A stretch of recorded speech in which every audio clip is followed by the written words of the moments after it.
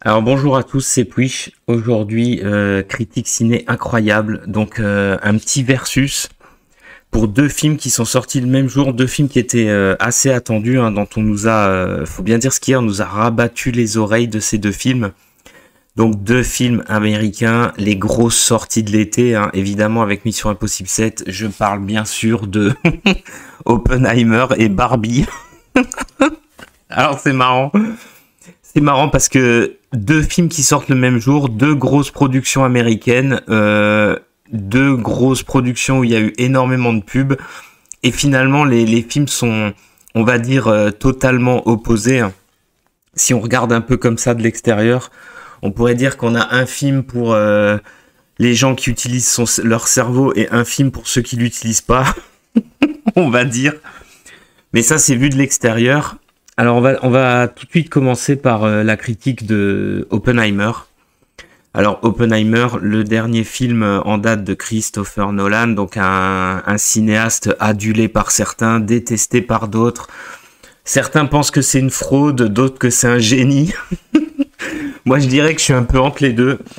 Pour moi, Christopher Nolan, c'est un réalisateur qui est capable du pire comme du meilleur. Dans le meilleur, on a, selon moi, The Dark Knight, hein, évidemment. On a Inception, Memento, Interstellar. Et dans le pire, on a Dunkerque, The Dark Knight Rises. J'ai jamais su comment on le dit d'ailleurs.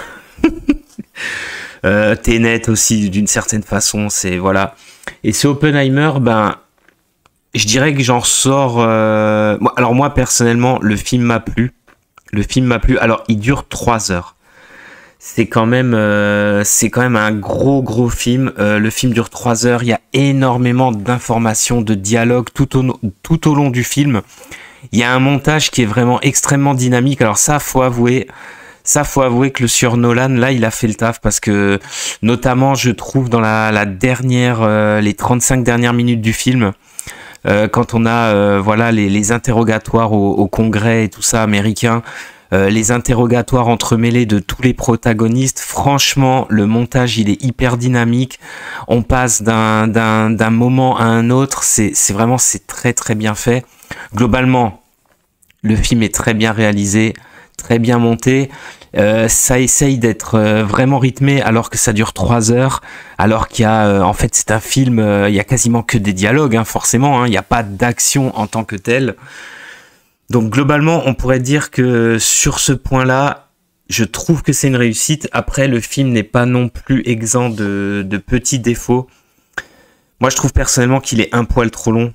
Justement, je trouve que après, alors c'est mon humble avis, hein, c'est après une première vision du film, hein, je dirais que après qu'ils aient réussi à faire la bombe, le premier test, et en gros qu'on apprend que les États-Unis ont gagné la guerre, je trouve que justement la dernière heure du film, elle est un petit peu dure à passer.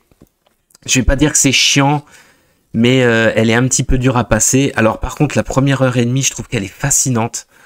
Il y a vraiment un côté fascinant parce que le film est monté en parallèle avec ses interrogatoires, et puis on va suivre la vie d'Oppenheimer, on va suivre le projet Manhattan, on va suivre tous les scientifiques qui sont autour de ce projet. Alors d'ailleurs, un des atouts du film, évidemment, c'est son casting. Son casting qui est vraiment complètement incroyable. On a un nombre d'acteurs connus dans ce film, c'est un truc de fou. Il y a évidemment Cillian Murphy. Alors lui, il crève l'écran, mais de toute façon, on savait déjà que c'était un excellent acteur. Un acteur un peu fétiche de Nolan, hein, il apparaît dans pas mal de ses films. C'est vraiment, il crève l'écran, il est totalement dans le rôle. De toute façon, c'est un acteur qui est excellent, hein. Moi, j'adorais évidemment dans Peaky Blinders, hein, sa série. Mais je l'adorais déjà dans 28 jours plus tard. J'ai toujours adoré ce film et sa prestation. C'est un acteur vraiment excellent. On a aussi, donc il joue évidemment Oppenheimer, hein. Il le joue très très bien, il est souvent dans le doute, il est très subtil. Moi personnellement j'adore, c'est un personnage assez fascinant, hein. Surtout que on connaît à peu près, plus ou moins l'histoire du projet Manhattan rapidement. En gros, des scientifiques ont réussi à créer la bombe atomique. Mais c'est vrai que là, on a vraiment tout dans le détail. On a pas mal de détails sur le personnage, sur ses doutes, sur sa vie, son côté volage, son côté non académique, on va dire. C'est vraiment intéressant. Et d'ailleurs, il n'y a pas que lui qui est intéressant. Il y a toute une galerie de personnages autour de lui qui sont joués par des acteurs très connus. Donc, on a aussi Robert Downey Jr., évidemment, qui joue Lévi Strauss, qui sera un petit peu, en quelque sorte, l'ennemi de l'ombre de Oppenheimer, qui est très très bon dans le rôle. De toute façon, lui aussi, hein, c'est un acteur qui est excellent. On a Matt Damon qui joue le général Groves, qui est finalement le responsable militaire du projet. Alors lui, Matt Damon dans le film, je le trouve excellent. D'ailleurs, je trouve que la première scène où il vient voir Oppenheimer pour lui présenter le projet, le prendre dans le projet Manhattan, le dialogue entre les deux, il est excellent, il se jauge, il y a un renvoi comme ça de réplique qui est vraiment nickel. Matt Damon, c'est un acteur que j'aime pas forcément dans tous ses rôles.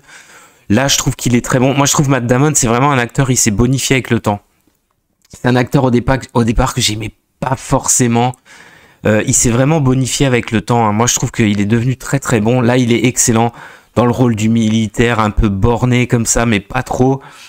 On a aussi, il y a plein d'acteurs. On a aussi Emily Blunt qui va jouer la femme d'Oppenheimer. On a, alors elle, pareil. Elle a un rôle plus en retrait, hein, mais elle est bien dans le film comme souvent. Hein, c'est une actrice que j'aime bien. Il y a aussi Rami Malek. Enfin, il y en a plein d'autres. Il y a vraiment un casting de dingue. Parfois pour jouer des petits rôles, mais vraiment des petits rôles. Il y a aussi Josh Hartnett qui est très bon aussi dans le film, même si pareil, il a un second rôle. Enfin bref, Kenneth Branagh aussi. Enfin bref, il y a vraiment du très très lourd au niveau du casting. Casting, acting impeccable dans le film. Réalisation vraiment très bonne. Qu'est-ce qu'on peut reprocher à ce film? En fait, pas grand-chose. Mais je pense quand même qu'il faut que le sujet, comme c'est mon cas, il faut que le sujet quand même vous intéresse à la base. Que vous ayez quand même quelques petites notions, parce que je pense que le spectateur élevé au Marvel lambda qui se retrouve devant Oppenheimer, à mon avis, il se fait un claquage. Ou alors il part, il comprend pas. À moins qu'il arrive à s'intéresser. Je trouve que c'est un très bon film, même si pour moi, il est un petit peu trop long. Il faut quand même connaître un petit peu pour bien appréhender tous les tenants et les aboutissants. Même si je trouve que dans le film, c'est assez bien... Alors, on peut pas dire vraiment expliqué, mais on peut dire que c'est assez bien raconté. Même si c'est pas sous un ordre forcément totalement chronologique, hein, il y a des allers-retours comme ça dans le passé, le présent. C'est vraiment pas mal. Globalement, un bon film. C'est pas un chef-d'œuvre non plus. Je trouve que dans les points négatifs, on a le film est un poil trop long. On a aussi, alors on nous a rabattu les oreilles avec Christopher Nolan a vraiment fait péter une bombe atomique dans le désert. Personnellement, je trouve que la scène où la bombe explose, alors elle est pareille, le montage est excellent avec le compte à rebours, avec la mise en scène, ça, il n'y a pas de problème. Mais j'ai envie de dire, franchement, avoir fait péter une bombe atomique dans le désert pour avoir ce résultat-là, honnêtement, c'est pas ouf du tout. C'est même une des scènes un petit peu décevantes du film, je trouve, alors selon moi. Mais bon... A contrario, en dehors de ça, c'est vraiment pour chipoter. En dehors de ça, il y a des scènes qui sont vraiment énormes. Il y a donc, comme je vous disais, la première scène où le général, donc Matt Damon, vient voir Oppenheimer. On a, je trouve, toutes les petites scènes avec Einstein sont excellentes. On a aussi toutes les scènes, justement, qui correspondent à une des scènes où il va voir Einstein vers la première heure du film, où il commence à s'interroger sur quand il commence à avoir une idée de comment créer la réaction en chaîne pour l'explosion atomique, il commence à avoir la peur de créer une réaction en chaîne qui détruirait toute la planète, qu'on pourrait pas contrôler à une certaine zone. Et je trouve que ça c'est vraiment excellent parce que on se met du coup dans le contexte de l'époque et on se dit, les mecs ont dû penser, mais putain, et si on envoyait cette bombe et on détruisait vraiment tout comme des cons. Donc ça, c'est vraiment passionnant et j'adore justement le moment où il va voir Einstein pour lui demander de vérifier les calculs. Et j'adore comme il lui dit comme il lui dit, vous cherchez en gros, il lui dit, j'en bafouille, il lui dit, nous y voilà, vous cherchez à être sûr dans votre océan de probabilité. Ça, c'est vraiment stylé. Et puis, il y a aussi, je trouve, il y a une scène qui est très marquante dans le film pour moi. C'est la scène où il y a la réunion avec le ministre des Armées, donc Simpsons, il s'appelle. On a la réunion comme ça de tous les scientifiques, des militaires, évidemment Oppenheimer en petit comité, et ils sont en train de parler justement de bombarder le Japon. Et moi je trouve que ça c'est fascinant parce que on se dit voilà, on se met à leur place à l'époque, ils étaient là dans le bureau en train de parler, mais alors on va bombarder une ville, deux villes, est-ce qu'on en parle aux soviétiques, on n'en parle pas, qu'est-ce qu'on fait? Et ça c'est vraiment c'est des choses historiques incroyables, quoi. C'est des décisions incroyables. Et je trouve que cette scène-là est particulièrement marquante. Donc globalement, je dirais que c'est un très bon film. Après, il peut avoir un côté, je pense, ennuyeux. C'est vrai que comme moi, je pense vraiment que si on n'est pas intéressé par le truc, le film va pas forcément vous intéresser. Faut vraiment qu'on ait envie de le voir, faut vraiment avoir envie de voir peut-être aussi cette galerie d'acteurs, hein. Ça c'est quand même un des atouts du film. Puis globalement c'est du bon Nolan, même si on sent qu'il se la pète le mec, hein. Il fait le malin, mais bon, il le fait bien, donc globalement c'est pas mal, c'est juste un poil trop long. Et en face de ce film, on pourrait dire totalement son opposé, on va dire. C'est, je parle évidemment hein, du film Barbie. Alors là, film de Greta Gerwig. Donc Greta Gerwig qui est une actrice, hein, qui est aussi une réalisatrice. Je vous avais fait la critique de White Nose, auquel j'avais absolument rien compris. Et là, Barbie, j'ai envie de dire, c'est du pur marketing. Donc pareil, on a quand même un casting, on a un couple de stars, on a Margot Robbie et Ryan Gosling, donc dans le rôle de Barbie et Ken. Alors ils sont particulièrement bien choisis, ça, il y a rien à redire. Disons que le seul point positif du film pour moi, c'est eux. Dans leurs deux rôles, ils sont excellents. Margot Robbie, elle est excellente comme d'habitude, j'ai envie de dire, dans la plupart de ses rôles, elle est vraiment, vraiment très bien. Ryan Gosling, il est super drôle en Ken. Il a vraiment une tête de con, il fait rire, mais voilà, le film est une immense merde. Je sais pas si on peut dire que c'est woke, mais dès la scène d'intro, on se dit mais qu'est-ce que c'est que cette merde? Et alors absolument pas parce que voilà, c'est kitsch à mort, on est dans le monde de Barbie. Non, c'est pas du tout pour ça, c'est tous les clichés et les messages qui sont véhiculés par ce film. Mais c'est totalement lamentable. Alors justement, de quoi ça parle cette merde? Alors c'est ça qui est assez fou. Donc en gros, Barbie vit dans Barbieland. Tout se passe bien. Tout le début du film en fait nous montre. Alors à part l'intro qui singe 2001 l'épopée de l'espace d'une façon mais totalement ridicule. Qui nous fait bien comprendre que les petites filles n'ont pas à jouer à la poupée pour se dire qu'elles seront des mères. Alors ça c'est assez énorme. Déjà un message apporté comme ça au lance-pierre, c'est magnifique. On a une intro où en fait on voit une journée type de Barbie qui est dans un monde idéal, complètement ridicule, un monde de poupées quoi. Et en fait ce qui va se passer, c'est qu'elle va commencer à avoir des idées noires, des idées bizarres. Va commencer à penser à la mort, elle va commencer à avoir des défauts, des petits défauts physiques. En gros, elle va aller voir une Barbie qui est, je sais plus comment elle s'appelle, Barbie méchante ou je sais pas quoi, bref. Alors, justement, on voit toutes sortes de Barbie, hein. Il n'y a pas que Margot Robbie. Margot Robbie, c'est Barbie, comme elle s'appelle, un Barbie stéréotypée. Donc la Barbie type, quoi. Et l'autre lui dit qu'elle commence à avoir des problèmes parce que la personne qui joue avec elle a des problèmes dans le monde réel. Et pour régler cette histoire, il va falloir qu'elle aille dans le monde réel, rencontrer qui est sa propriétaire, en gros, et voir quel est son problème. Donc, elle va partir avec Ken dans le monde réel. Alors Ken, en parallèle de ça, il a sa propre histoire, on va dire. En gros, lui, il est amoureux de Barbie, sauf qu'elle, elle en a rien à foutre de lui. Et dans le monde réel, ce qui est très très marrant, c'est qu'il va se rendre compte que dans le monde réel, en gros, c'est les hommes qui ont le pouvoir. C'est les grands méchants hommes qui ont le pouvoir, hommes blancs. Et donc il va revenir à Barbiland en se disant qu'il va prendre le pouvoir, il va instaurer un patriarcat. Et comme ça, il pourra faire tout ce qu'il veut et avoir toutes les gonzesses et de ça. Donc en fait, en gros, ça c'est les deux histoires. Barbie va rencontrer ses propriétaires, donc la mère et la fille, je sais même plus comment elles s'appellent. Les actrices sont vraiment pas ouf, hein, surtout la gamine.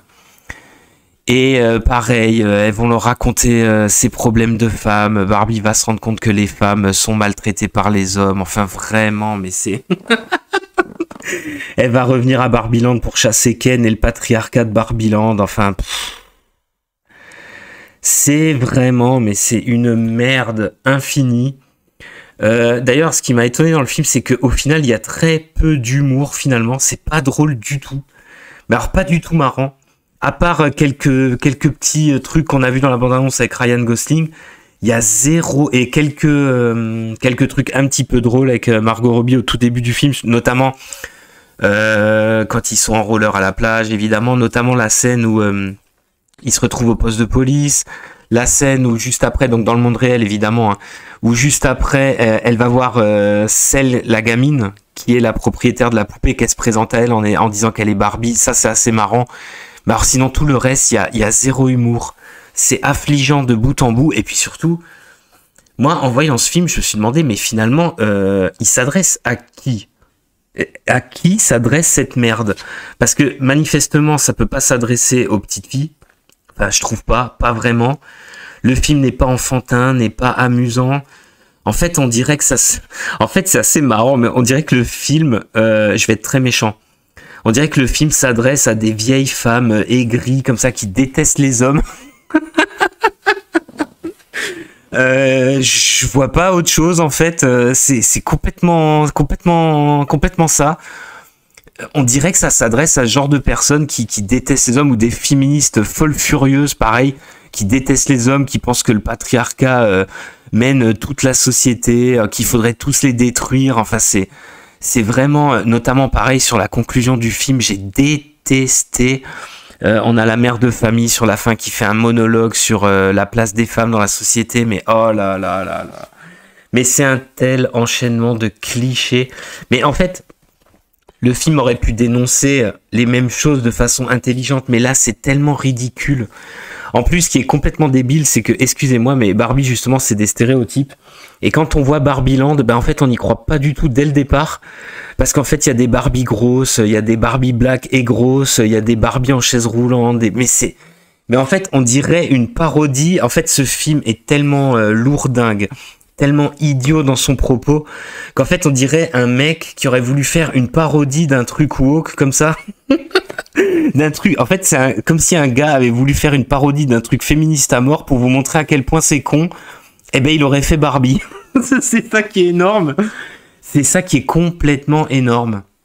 Donc, évidemment, à fuir complètement, à moins que vous êtes ultra fan de Ryan Gosling et Margot Robbie, auquel cas, bon, dans le film, ils sont quand même d'une certaine façon mis en valeur. Mais sinon, c'est à fuir complètement.